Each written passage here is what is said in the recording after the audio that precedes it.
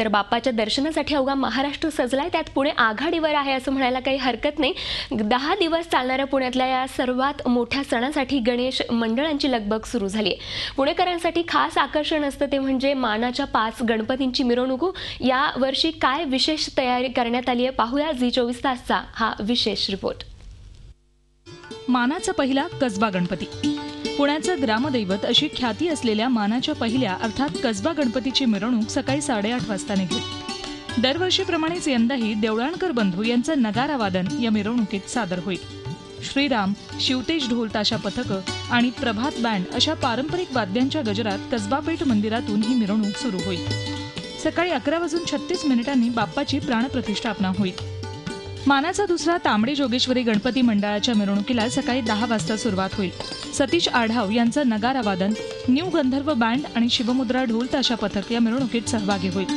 दुपारी 12:30 वाजता श्रींची प्राणप्रतिष्ठापना होईल। मानाचा तिसरा गुरुजी तालीम।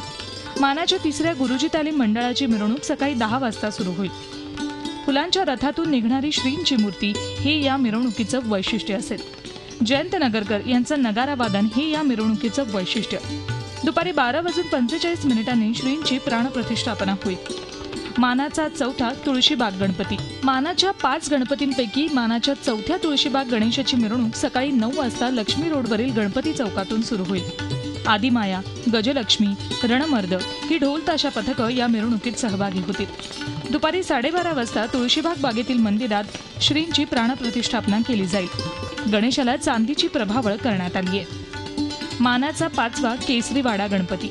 लोकमान्य टिळकांनी स्थापन केलेला गणपती अशी ख्याती असलेल्या केसरीवाडा गणपतीची मिरवणूक सकाळी 9 वाजता निघेल। बिडवे बंधू यांचं सनई वादन आणि श्रीराम पथकाचं ढोल वादन यांच्या गजरात श्रींची प्राणप्रतिष्ठापना केली जाईल। Ashwini Pawar, Zee media, Pune. Zee 24 तास रहा एक पाऊल पुढे।